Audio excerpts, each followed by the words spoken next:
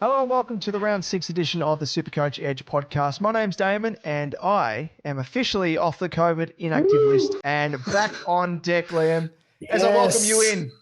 Yes, very good. Thanks, Damon. Good to see you're on the up again, and we don't have to, call in the COVID subs to stand-ins to get us through.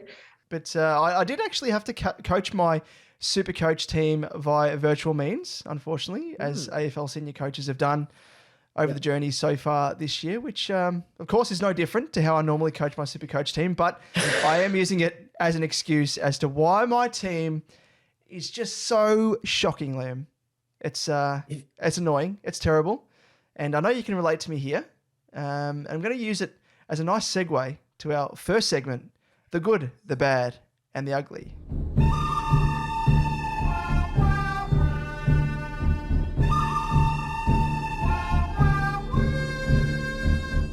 Yes, I don't know whether I can relate to you or whether, because my team's shitter than yours, let's be honest, and I'm faring shitter than you. So I feel like you're relating to me. Well, no, we'll get there with me. Look at the rankings. But anyway, on to my score for the round. Let's start off with in the good, the bad, the ugly. We run through a quick recap of how our respective teams performed and the players that stood out for good and bad reasons. As you can tell, I really want to get through this segment because I don't want to talk about this. But anyway, score for the round was 2,108 and my overall ranking is 26,591. Absolutely shocking. And it's yuck. It's yuck. That's all I have to say. There's time, Liam. There's time for us to come back. There is time. I think I was saying to you before the podcast, before we started recording, I don't feel like my team's that shit. No. Like looking at it objectively, like I don't think it's as bad as it's going. I think I've just sort of had some unfortunate sort of just scores. But anyway, let's go through let's go through my trades for the round. I did trade out our boy Matty the Only Way Is Up Rowell and Mitch Hinge in for your boy Sammy Walsh and a late change to Ben Hobbs once we found out that Rosas was missing. The most frustrating thing, I guess, is that I had sort of 2 weeks of SuperCoach trades planned, and they have gone completely awry just due to the number of injuries that my team has this week. So basically, the intention was always to trade in Walshy and a rookie this round, and then next round I would be trading in Hayes for Hayes, and then upgrading Whitfield to an actual primo. Which is not going to happen now. But you know what they say about best laid plans. But anyway, let's jump into the good, the bad, and the ugly for my side. In the good, I've got Josh Dunkley, one of the few shining lights in my side this week. A score of 142 was the highest score I got for the round. And boy, oh boy, did I need that. It's just nice seeing something that's above 100.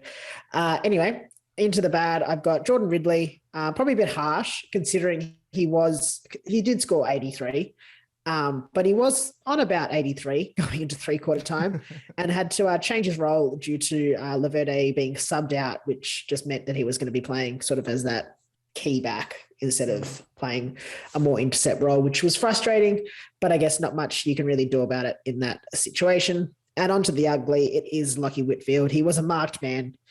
Probably from the start of the season, really. I had him in and really didn't want to. That's so true. I remember that. But he really he's found a reprieve on the back of long-term injuries to Grundy and Hayes and the unfortunate concussion for Paddy McCartin. So I just can't trade Whitfield out, unfortunately. So you know what? Leon Cameron, can you just play him on the wing, please? Yeah, just do us a solace. Do us a solid, please. We saw what he can do in quarter 4 when he literally scored half of his score in one quarter. Just do it, Leon. Don't be a bloody dick, for lack of a better word. Because there's so many different words we could use right there to replace it with. But we'll be nice this time. We'll be more savage week on week, Leon. Just stop stuffing us over. We know what Whitfield's capable of. And Liam, I'm actually must make mention as well. You said Dunkley only scored the 132. It's happy days. He scored 142. So yes, that's true. Very true. It's actually better. It's better. There's upside It is there. better. There's upside. Is there? Like I don't know. I'm just throwing compliments out there just to make you feel better. But I need something. But if it makes you feel any better, love Dunkley. Yes, Dunkley. Woohoo! But if it makes you feel any better, my team is just a shit. I mean, you say that mine isn't, but it actually is. I'm only a little bit less shit because I scored 7 points more than you on the weekend. So that gives a bit of context. So I scored 2,115 and slid in ranking by about close to 5,000 ranking spots to now sit 9,971st overall. Not too good. So yeah, I mean, only way is up, Liam. We've been using that for Raul, so let's use it for us. The only way is up. It worked for him on the weekend. It did work for him. After we traded him out, then we trade ourselves out and get other people coaching our teams. Yes, so take over. Yeah. In terms of the trade, if you did get your COVID stand in for the coach. That's true. That's true. Not enough applicants, I think. It's probably the reason. Don't blame them. But in terms of the trade, so yes, I did refuse the ultimate temptation in grabbing Walsh this week or the weekend just gone and opted for the more sensible move of strengthening my weak backline by trading Raul to Sicily, and which I'm happy that I did now because in light of poor Paddy McCartin's concussion, I did need to shore up that defensive post there. So at least that's worked out in the short term anyway. I've still got my eye on you, Walshy. I've got both eyes on you, Walshy, from distance in a tree. So he'll be my team, sure enough. But in terms of the other trade, I, like you, Liam, traded Hinge to Hobbs to provide that cash injection to fund that trade, which I just spoke of, and future ones hopefully in the weeks to come. And yes, had Roses lined up, but had to do that quick switcheroo because of that late out of Roses. In terms of the good, Steele takes out the award for good for this week for me due to his stunning bounce back of form over the past 5 weeks, following on from his 87 in round one when so many people flocked to trade him out. But most amazingly, then, I worked out, just had a look at his scores, and his scores have actually increased week on week. So he started out with 87, then went to 111, then 121, and then 125, then 131, and then on the weekend, 140. So giddy up for a 150 for round 7, Liam. It's going to be a ripper. So hopefully, anyway, fingers crossed. Well, yeah, I guess. Yeah. I mean, what are you going to say? No, you will. I'm hoping for a 150. A 150, okay. Yeah, 150 will do. That's right. Exactly. 150 is okay, I guess. So get up and about, Liam. Come on. I'm trying to look at the positives here, and that's like, I love my numbers, data man, and those are one thing that stuck out. Positives, so, positive. It's that positive mantra, and you'll manifest positivity. If you have a positive mindset, like it'll work. 600. We're scoring like 600 by the end of the season. Exactly. Exactly right. Well, seeing as though we've been saying Matty Real, the only way is up. Let's transfer it to Jack Steele. No, let's not. No, don't jinx him.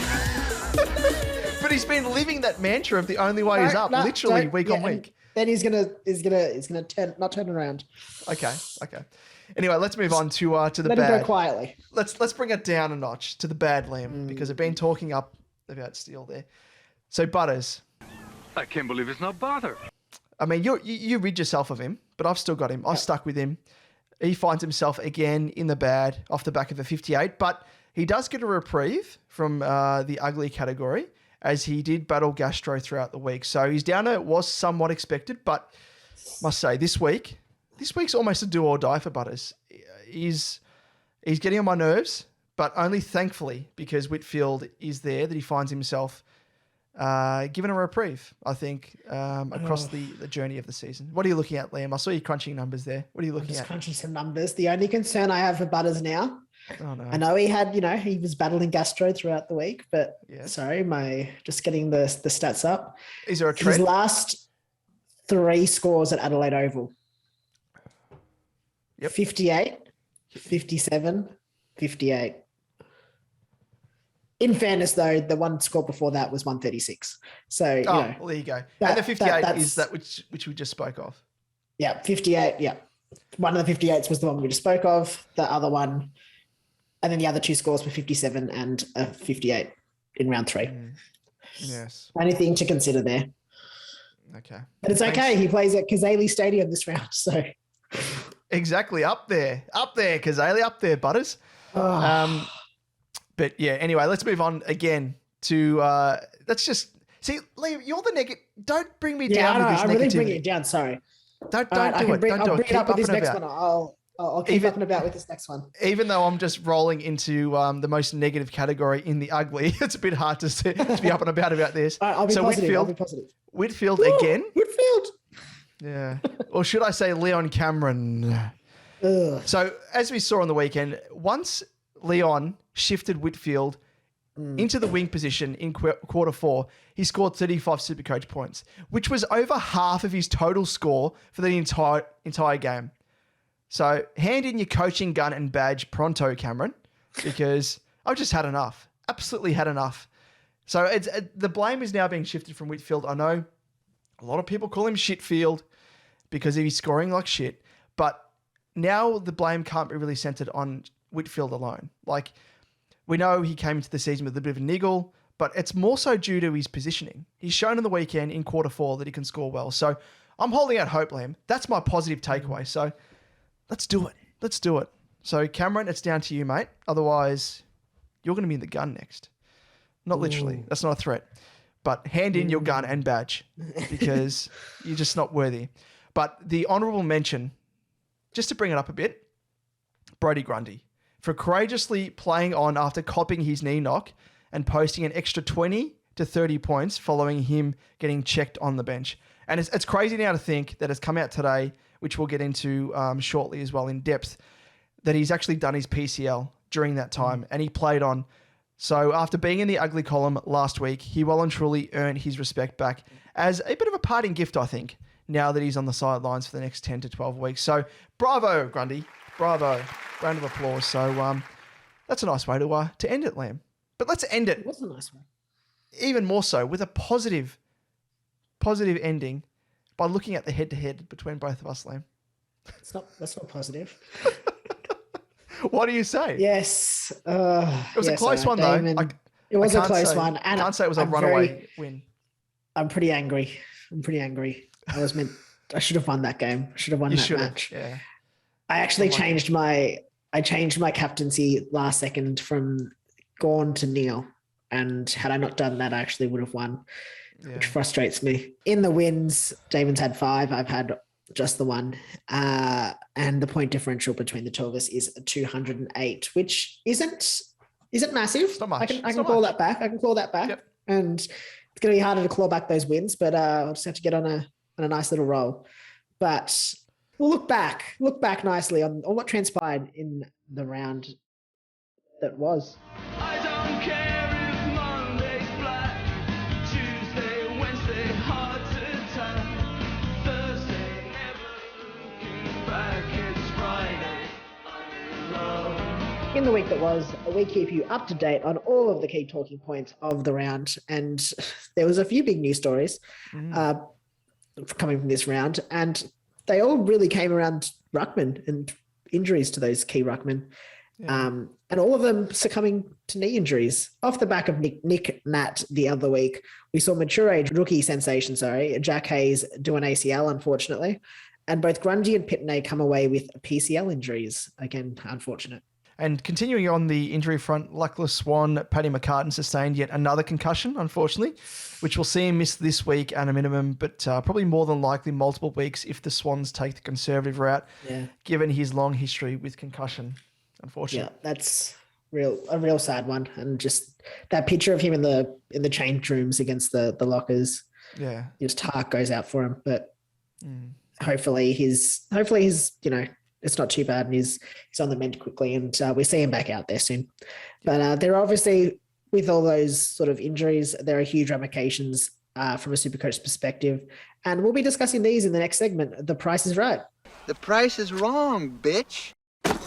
Very quick, rapid fire, because we've got a lot to get through, Liam, and It is The Price is Right, where we run through the top buy, sell, hold, and wait options for this round of SuperCoach. We'll chat about the pros and cons and what we'll be doing with our teams this week. And I guess we say every week that it's we've structured it a little bit differently, but we have. even more so this week because we'll be discussing the trade routes for those who own the likes of Hayes, Grundy and McCartin. And we'll finish the segment with a couple more trade options outside of these two, or I suppose three big talking points if we're sort of... Oh, we're going to call them two talking points because we're going to group Hayes and Grundy together as one and then McCartin separately. So let's start off with part one, which is the ruck and rookie conundrum, which is, of course, Jack Hayes and Brody Grundy. And Hazy, of course, forward ruck, he finished. I'm going to say finished because he is done for the season. Priced at 258.8K and obviously speaks for itself. He's a flat-out sell after the poor bloke did his ACL and he's out for the year. The only question remains is, who do you trade him to? So Hayes finishes the season with an increased total of 156.4K, but it was a shame as he was showing some ripping form and still had money to make from a SuperCoach perspective. And yes, that kind of sums him up in a nutshell. But other than that, Brody Grundy. Yes, Brody Grundy, obviously ruck eligible, 544.5K with an average of 103.5 and a break even now of 134. Another of the big men that we just spoke of that will sit on the sidelines for the next 10 to 12 weeks with a PCL injury. Obviously, he's now a trade, but to who? Let's go with the first option, and it is Braden Pruse, obviously another ruckman. 298.4K with an average of 109.3 from his 3 games and a break even of minus 46. Lovely. And he obviously is coming off an already decent price rise of 93.7K after scoring 109, 102 and 117 in his first 3 games with a little suspension sprinkled in between. Just to spice things up a bit. Dash. Just a dash. Isn't that a Mary Poppins song? A spoonful of sugar. A spoonful Yes, that's the one. That's the one. Just a spoonful of suspension. Yes, but that negative break even and his impressive average, he should easily, hopefully, I don't want to say anything. I don't want to jinx it. But he should make another 150K and max out between 450 and 500K. But if he continues scoring around that 100, if he continues an average of 109 odd by the end of the season, he's a keeper as that R2. Here's one of the options. But I think pleasingly, though, was that Flynn also played that game and he still managed to score well. He did start also on like minus 10 after about 2 minutes of the game. After giving away like the first free kick and everyone, I think, was losing their minds. But anyway, it's just pleasing to see that he can still score well with Flynn and sort of having that tag team effect. So he's option number one. Option number 2 is, I guess if you want to be a bit more adventurous or if you already have Braden Pruse. So it is Sam Hayes as the follow-up option, priced at 123.9K on the bubble with an average of 84.5 and a break-even of negative 97, very juicy. So he's obviously ready to explode in price. The only thing better is the fact that he is the outright number 1 ruck for Port and will continue to do so until Lycett returns, you'd think. So he is the must-have cash cow of the round. So don't overthink it. It's just whether or not you consider him as your R2, which is very risky, or you bring him in as your R3. So he is option number 2. Option number 3, Liam, is a bit of an interesting one. Option number 3 is Jared Witz from the Suns, 530.9K. So you're sort of making a like for like trade there with Grundy, averaging 114.3 for the season with a break even of just 77. Now he has beaten up on easy prey in the form of West Coast and Carlton for his bigger scores, but he made easy work of the Lions ruck duo in McInerney and Ford, which was pretty impressive. Outside of that, though, he hasn't quite been great. He's been a bit lackluster, I guess, with scores of just the 75, a 95 and an 88 across his 3 other games. And he's just sort of consistently in previous seasons struggled to score above that 100 mark. And this looks to be the case again. However, I guess the tick is that his ceiling has looked to increase.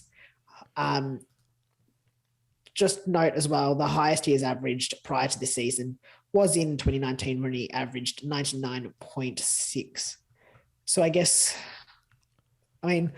there's probably not many other ruck options at that price that are right. I mean, English is injured. Who else would there be? No one else really. Witz is probably your main option. Darcy is injured, concussed. Darcy, I think again. So not necessarily someone to jump on if you're playing for leagues. In Jared Witz, due to the wild fluctuations he's scoring, but could be an option if you don't want to, have to trade to Pruse and then potentially up him later on in the season. Yeah. And I think some people may be asking like, oh, well, what about Rowan Marshall? Like, yes, he is an option. He's probably the most viable, probably tied as the third best option or fourth. There's not really many others. There's Riley O'Brien again, who's kind of fits that Witz mold, wildly fluctuates in his scores, can have a high ceiling at times, but really depends upon his matchups. He's actually had 4 scores 100 plus, just having a quick look for those of you out there who want us to quickly roll through any other options. But I think for me, if you can, I would be doing the double trade for the 2 cash cows, or playing cash cows in this sense, in Pruse and Hayes. Ideally, I would be going with Pruse at R2 and Hayes at R3. With Hayes there, at least it means you have a viable backup if Pruse thinks about doing his best mummy impersonation again and whacks a bloke to earn himself another holiday. He must be really loving these holidays, I think. There's something to it. But I guess in Hayes and Pruse, you have 2 solid cash cows to earn your bank until another viable R2 presents itself later in the year. Or maybe it's, I guess, comes the time where Grundy makes his scheduled return in around about that round 18. You trade him back in as your R2. Yeah. And by that stage, you've obviously got 2 maxed out cash cows if Pruse really doesn't present himself long-term as the most viable R2. So I think that's probably the route that I'm going to be taking long-term myself, because I just don't really like the look of Witz because he's got a limited ceiling, as we spoke of.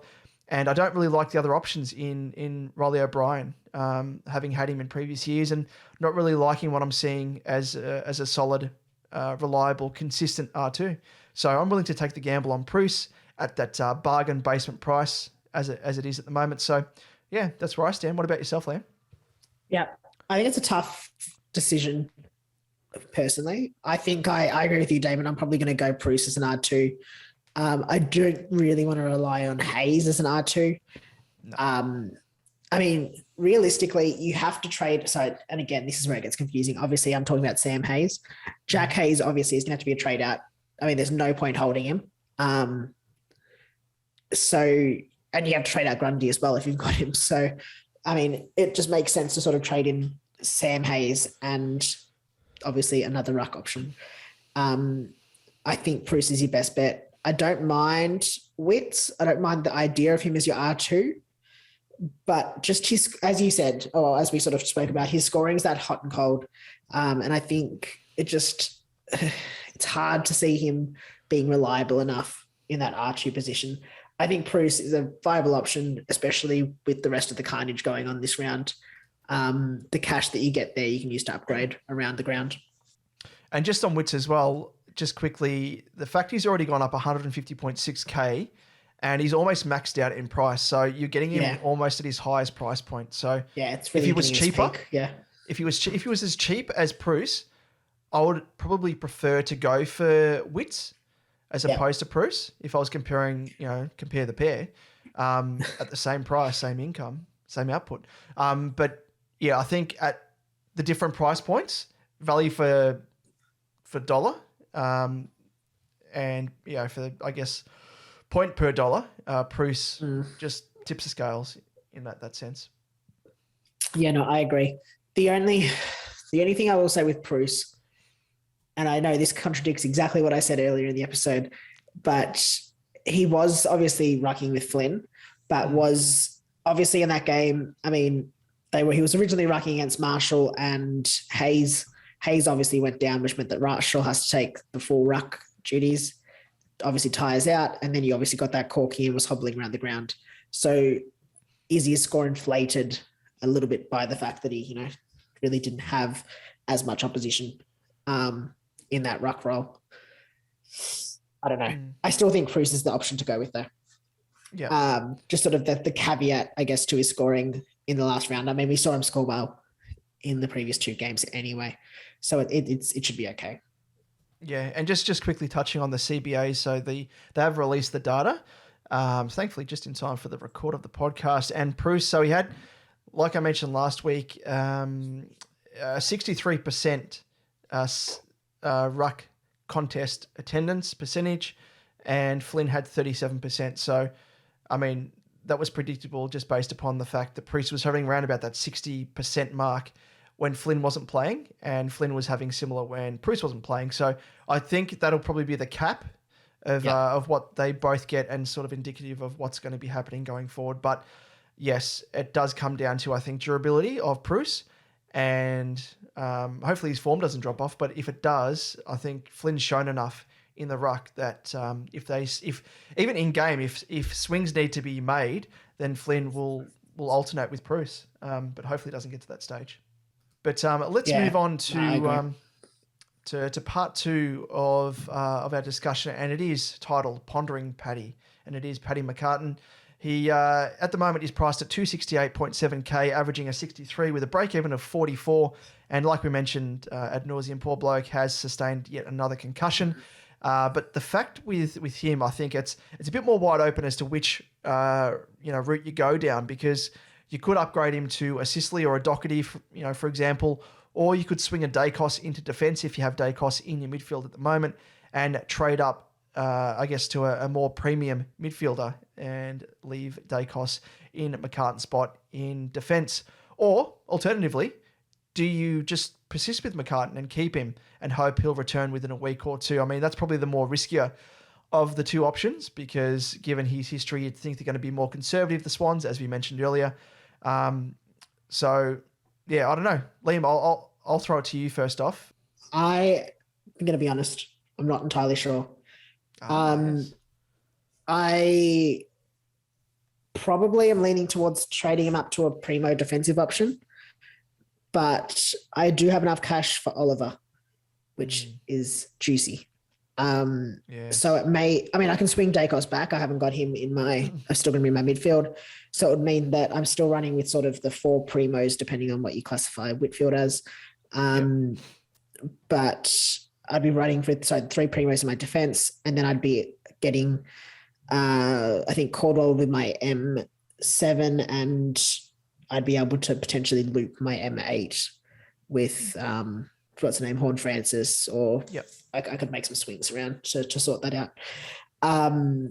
So I'm probably leaning towards doing that as one option. So I might be looking at, say, a Cripps or an Oliver, most likely Oliver. Or if I were to drop my defense, I'd probably be looking at a Doherty or a Sinclair, who I also quite like with his mid defense flexibility as well. I think you've just really got to weigh up what your field's going to look like, I guess, with what you do. So if you do trade out, I'm going to try and limit the number of rookies I have on field if I can do that in some way, or at least focusing on the reliable rookies, having them on field, so I don't have to field someone like a SDK. As for example, I guess, or even a potentially having to not have to field a Rochelle if I can.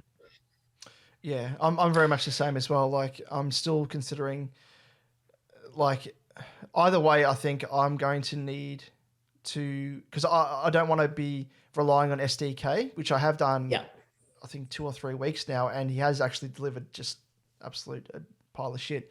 So I don't want to be relying upon him. The beauty, though, is the fact that Geelong play, I think, the second game. So potentially what you could do is screen his score off the bench with, of course, the emergency on him. If he scores well enough, if you do have a loophole, I guess, in defence as well, loop his score on field and then be able to be like, okay, well, I don't need to swing Dacos back. I can then, or, you know, I guess you could stick with McCartin for that week if need be as your loophole, and then save a trade, or you could potentially just upgrade, and you could still swing Dacos into defence, but then loop that non-playing player off your bench on field to then get SDKs or whatever you want to do. Like, you know, I think there's a little bit of an option there flexibility wise in terms of being able to screen SDK's score.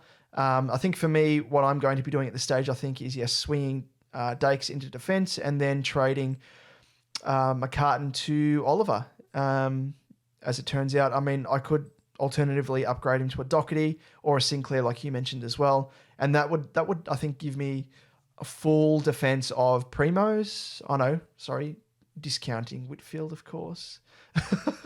Otherwise, yes, it would be a full defence of Primos. But yes, there's a few options there.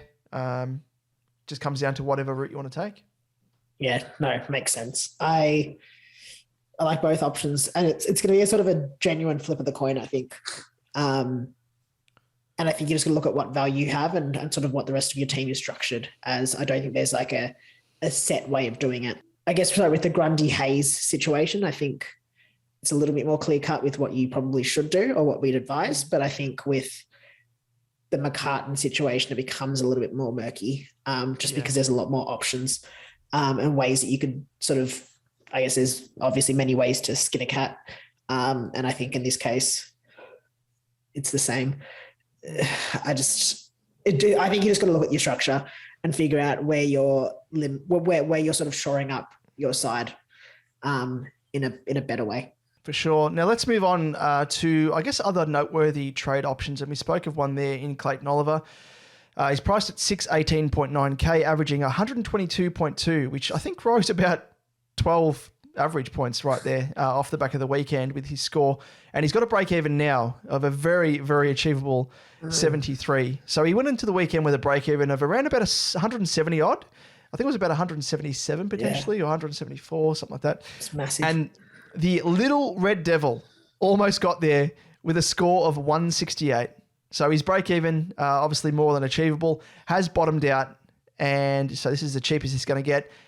And he's dropped 53.1K so far this season on his starting price. And he scored 112, 121, 146, 68, 118 and a 168. So us non-owners have been gifted with that one low score of 68 to help us nab him at this bargain price. He's a clear top 8 midfielder yet again. So the time to jump on is now. So for me, verdict is buy. Yeah, same. Magalo. Grand style. Hopefully, I mean, he's probably the cheapest you're going to get him for a little bit. Yep, so for a fair while. Yes, most certainly. Now, moving on, we've got Malcolm Rosas, forward eligible, 130.6K, averaging 73.5 with a break even of -71. He was the most traded in player until news filtered through that he would be a late out. The Suns have said it was a 50-50 call to withdraw him on the weekend, and he should be available for selection this coming round. Comes off the bubble with scores of 74 and 73. It's like the worst timing, quite possibly the worst timing. Sounds like he should play this week. So he is a buy if you can fit him in somehow, which I don't know how. I mean, you kind of got to forgo someone to do it. So you probably have to forgo someone like a Hayes, unless you went 3 downgrades and just lost a shit ton of points, but kept a shit ton of cash up your sleeve. Anyway, I don't know. If he does miss again, it's probably best for most coaches because they'd be able to bring him in next week as another upgrade option. But hopefully for his sake, he's not injured and he gets to play. But that's that's me being positive. He gets his game time. If he does play and you don't have to worry about the Hayes Grundy conundrum, then he's a buy. Yeah, I think, it's very much the same as well in terms of what I'm thinking. Just having a quick look at SuperCoach Gold and what they think he will go up in based upon their projections. And they are saying if he scores 47, he's going to go up 52.9K with his negative break-even of 71. So, yes, it's really terrible timing, and I almost wish I just backed in Rosas and went for him instead of Hobbs. But it's probably a good time to move on to Hobbs because he's the next man to speak of. and you could probably provide a little bit of insight here as a Dons man, Liam. He is, of course, selectable as a midfielder, 153.3k, averaging a 49.5 with a break-even of -10. So he's definitely not a must-have, but outside of Rosas and Hayes, he presents as the next best cash cow available if you don't already own them. Already own him. Albeit he does come at an inflated price. And for me, I think given one or two of your trades will be reserved for Hayes, Sam Hayes that is, and Oliver, unless you already have them. And I think you could probably let Hobbs slide. However, if you have Hayes and Oliver, I would opt for Rosas. So if you have Rosas, get Hobbs. So it's just domino effect, I think. But yeah, for me, he's definitely not a must-have, considering how he's been scoring. But based upon role, Liam, as a Dons man and security in the team, how is it looking? Oh, he's never getting dropped. If he gets dropped, there'll be riots in the streets. Pitchforks. A lot. It'll be World War III. Anyway, I don't think he gets dropped. I think he'll be pretty safe. His job security. I just can't see why they would drop him. I don't think there's any benefit to it. His role is probably more of an issue because, as we all know, the Dons love playing people out of position, especially rookies. He's an inside mid playing on a forward flank, which went well for Parrish, didn't it? But anyway. And for Mcrae before him as well.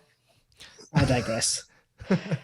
Hobbs will have job security. I don't think his role's great, so his scoring potential is going to be affected. But he does love to tackle. He didn't get that many tackles on the weekend off memory, but the game before, I think he had one of the highest tackle counts for the side. So he only had he had 3 tackles on the weekend, had 5 the weekend before that. So if he can keep sort of maintaining a decent number of tackles, he didn't have as many possessions on the weekend. He only had had 6 less possessions, which probably affected his scoring as well. The tackles and his 3 less disposals, really the difference, I guess, in his score from the week before. So I think he'll be up and down. He is at an inflated price. And as you said, Damon, it's sort of the domino effect. I can't see why you'd need to get him in this round, personally. So if you don't already have him, and unless you have all the other players possible, there's no reason to get him in. Yep, that's spot on. Nail on the head. But if you do have him in, don't stress. I think he's going to be a cash cow for a long time. Thank you. Could be a slow burn, but it'll be a slow burn. But he's not going to lose his spot. Yep. Oh, that's good. Well, man, that's probably the main thing as well, because there's so many rookies that, are getting dropped or, aren't performing, and you're just worried about like a Kane Baldwin, another one, for example. Yeah. Sorry, Kane? Is that his first name? Yeah, Kane. Yep, Kane. Yep. I think he's a player that's more likely to get dropped. Yep. I just can't see why they drop Hobbs, considering I think the point of the season they're at with, they're 1-5. I just think you need to get games into him. But anyway, I'm not the coaching staff. I don't know what I'm talking about. Moving on. But you speak wisdom. You speak wisdom there, Liam, especially for my SuperCoach team, considering I have him. But moving on to my man, Sammy Walsh. My boy is priced at 601.8k, averaging at 109.8 and a break-even of 115. He's now your boy as well, Liam, by proxy, because you brought him in. You brought in the great man on the weekend just gone. I was hoping he'd burn you. I had no idea you actually got him. I only saw the Carlton and Freo game. I was looking at scores and had a sneaky look at your team. And I was like, what? I was just scrolling down. I couldn't believe my eyes when I saw him in your team. I was like, oh, how dare you? But thank you, Walshy, for not going too hard.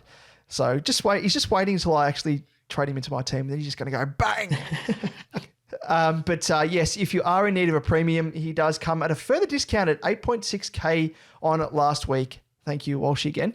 But with a break-even of 115, could be on the way up, especially as my mob face North Melbourne this week. Although I say that tentatively because we don't go too well against North historically. So who knows? They may even I don't even know if they'll put a clamp on him, but if anyone, they're going to put a clamp on Surely they clamp on Cripps, yeah. Yeah.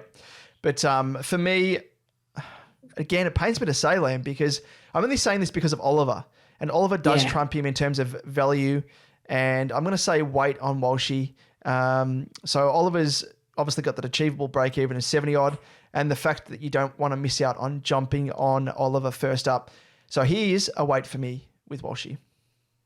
Yeah, I agree. I mean, I've already brought him in, so it's sort of a moot point for me, but I'd be waiting if you didn't already have him. I think Oliver's probably the go-to this round, or a Cripps. Probably those two would be the ones that I'd be focusing on this round. But moving on, we've got Hugh Dixon, who is a ruck forward, 216.3K, average of 63.3 with a break-even of -24. And according to the Eagles' head of health, Mark Finucane. Yep, we'll go with that. If that's his name, we'll go with that. Hughes this is a quote from him. Hughes a test. He's functioned well at training and will monitor his response to training over the next day and then another training session later in the week to put his hand up. He is a hold, most certainly. I think with the dire straits that are the ruck situation at West Coast, he should get his spot back quite easily, and he was sort of serviceable enough playing in that role.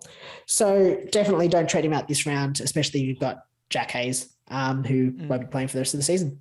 Yep. Yeah, exactly right. He's a good bench option to have, whether or not you stick with him in your R3 or you switch him into your forwards if he's currently in your R3 or existing in your forwards on the bench. But yes, definitely stick by him. But now, Liam, let's move on to the next segment, which is I'm the Captain. Now. Look at me. I'm the captain now. And I'm the captain now. We've scrounged through the data and found the best options for your VC and C this weekend. And interestingly enough, looking at the games, there's not a heap of options early in the round. So Friday night, we've got rubber. West Coast versus Richmond. Yep. Geelong game against Fremantle. I mean, you could look at Brayshaw. Obviously a risk on that Saturday afternoon. Adelaide GWS on Saturday, also sort of mid-afternoon. I think the first real SuperCoach relevant game is that Melbourne and Hawthorn game at 4:35 at the MCG on Saturday afternoon. And up there comes Clayton Oliver, the man of the moment. He's an average of 117.75 in his last 4 games against the Hawks, with scores of 115, 139, 121, and 96. Now, I mean, he went massive on the weekend. So he's just hopefully in a rich run of form. Get him in, get the C on him. The VC, playing in that first game. Yep. Or not the first game, but playing in the first captaincy relevant game, I'd say. Yep. No, I like it. But Liam, there is another man in that same game. There is. A big, tall man. More. Yep. And he goes by the name of Big Max Gorn. He averages at 144.75 over his last 4 against the Hawks, with scores of 172, a 95, 185, and a 127. So Juicy. probably more so when you look at it and you're like, shit, okay, ceiling's quite high against the Hawks. I wonder who he's going to be matched up against. Max Lynch, the rookie. He's going to be absolutely pummeling him, I think. As we saw on the weekend, Laddams absolutely did a number on Max Lynch in terms of SuperCoach scoring wise. I think he had 40-odd hit-outs or something against Lynchy and ended up scoring, I think it was around about 160-odd. So if Laddams, good old Pistol Pete Laddams, can do that to Lynchy, just imagine what Gorney's going to do, especially with the round-the-ground work. Much more elite, Gorney compared to Laddams. He's going to pummel him. So it speaks for itself. Juicy. And very, very juicy. I like that option, but what about another one? Get Port Adelaide Saturday night, 7:25. You've got Jack Steele, who we mentioned just keeps going up in his scoring. 150 odd coming up this round. Average 107.75 over his last 4 against the Power, with scores of 105, 145, 114, and 67.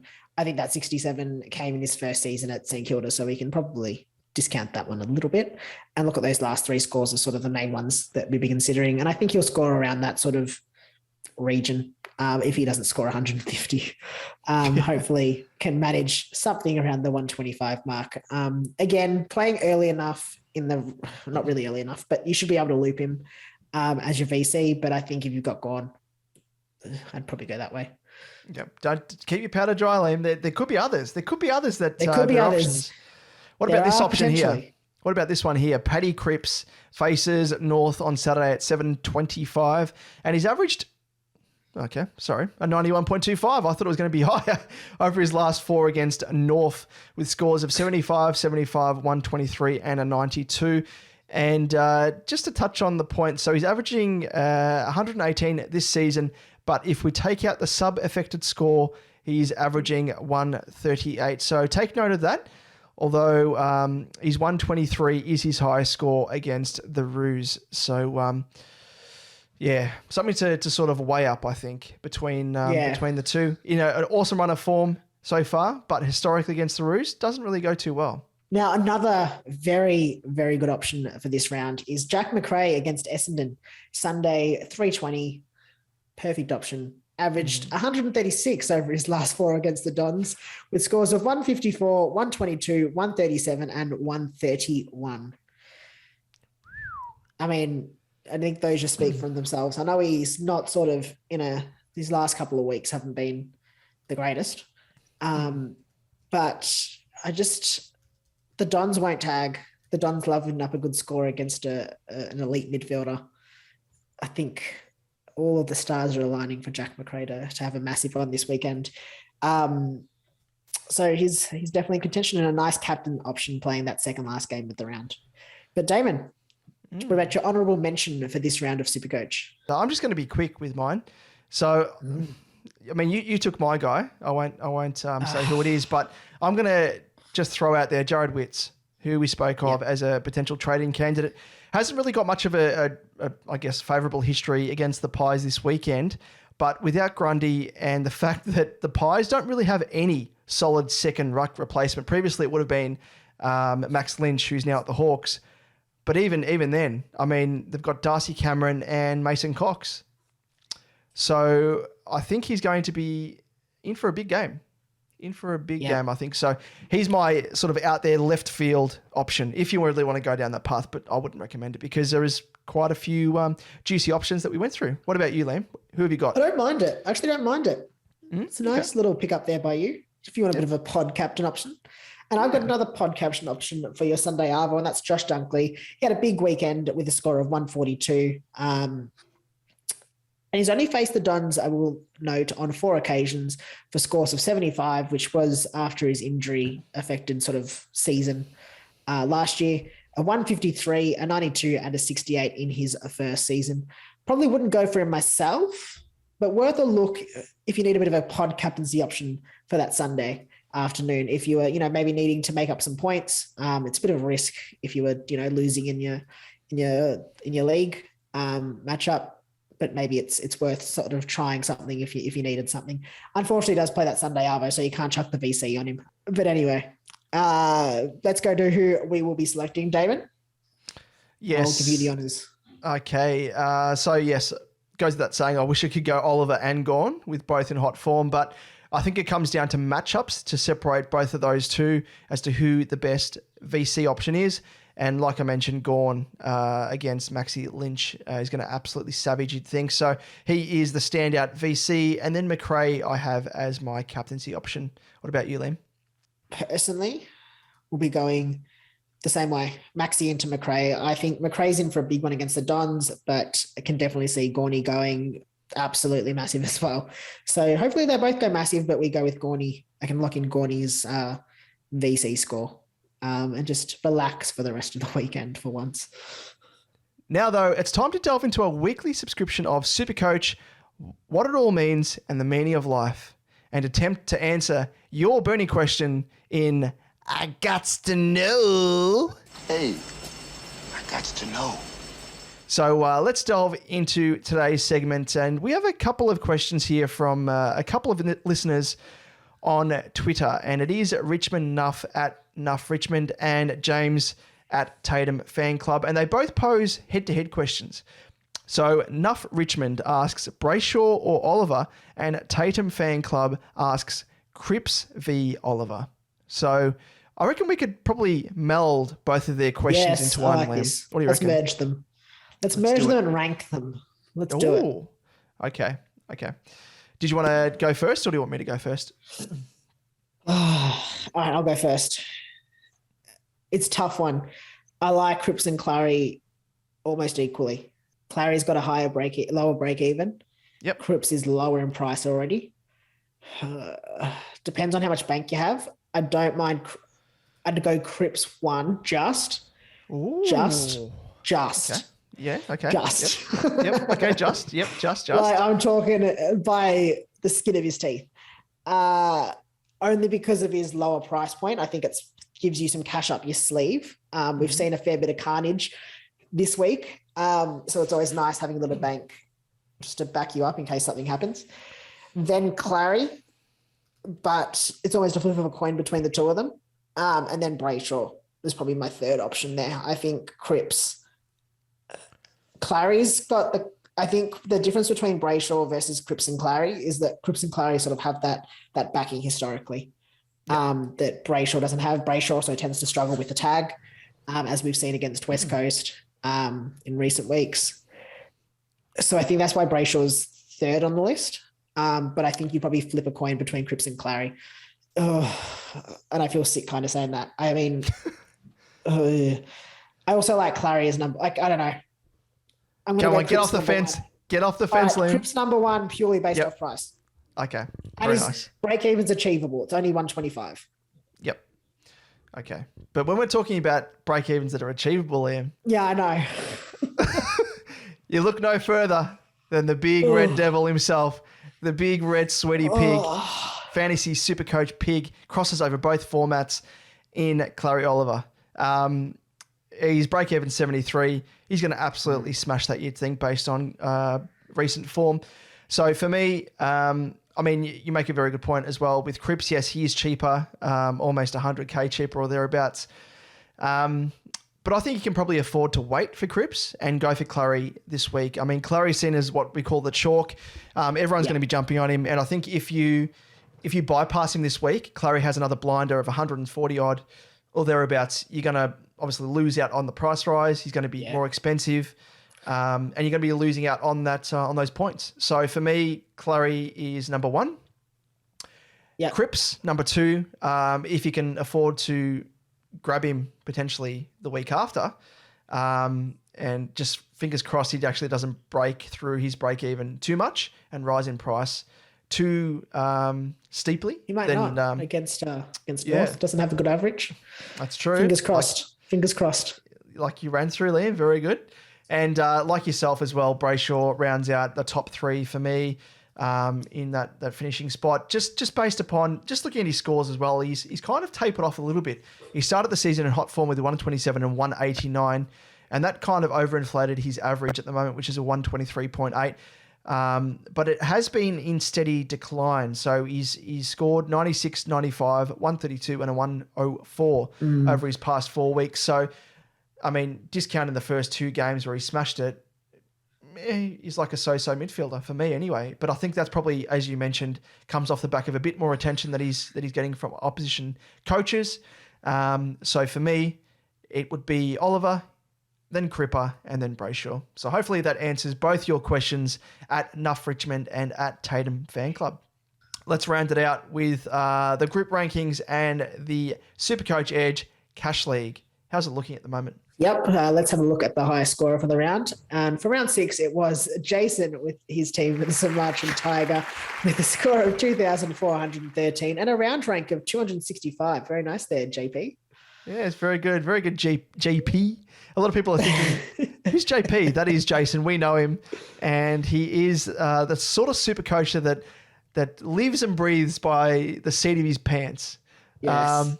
He flies by that because he just trades like crazy. And he's been trading like crazy so far. And they've all been coming off to his credit. So fingers crossed it continues for your sake, JP. And in our we got a little wager, a little head-to-head as we normally do. So hopefully he tapers off and I can catch him as I say, like the old rabbit and the hare and the tortoise and the hare. Yes. So, but anyway, good luck to him. But the overall highest scorer, Liam. Yes, it's Jeevan for the second week in a row with his team Jevs Jets. And he's got a total score of 14,011. And he's had a massive jump in the rankings, up from 159 to 55. So over 104 ranking points up. Let's hope he can just continue that, get to number 1.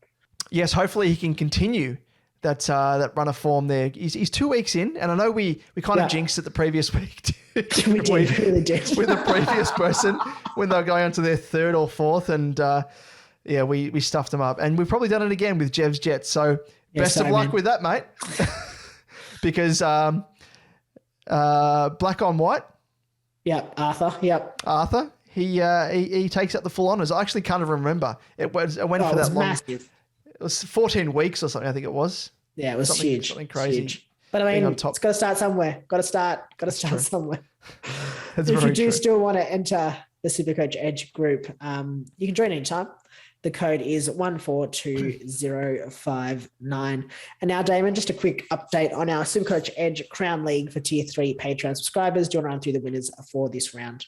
Yes, so we had Jacqueline with the team at Mid-Price Madness. We have Bruce with Shuyin, Lyle with Lyle Styles, Matthew with Orion and Orion, and Brett with the Sharpshooters. So nice round of winners there. Don't feature either of us, Liam, unfortunately, but hopefully we can get back on the winners list next week. Yes. And that brings us to the end of the show. But Liam, before we go, where can our listeners and viewers find us across our socials?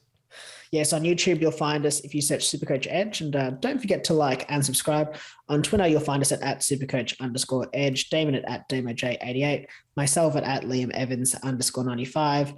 And on Facebook, just search SuperCoach Edge and you will find us there. And also, don't forget to join up to our Discord channel, our community that we're growing, thriving. It is growing week by week. So make sure to jump in on that. You can do so via our social channels. We'll put out the code or the link, so you can just click on that.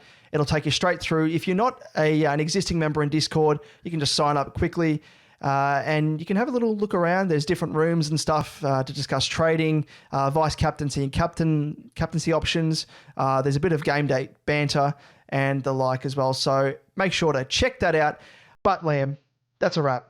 So hopefully next week we come back with a bit more of a positive outlook, a bit more pep in our step. Exactly right. Yes. So all the very best to those of you out there for the week ahead, and we'll catch you next week. See you guys.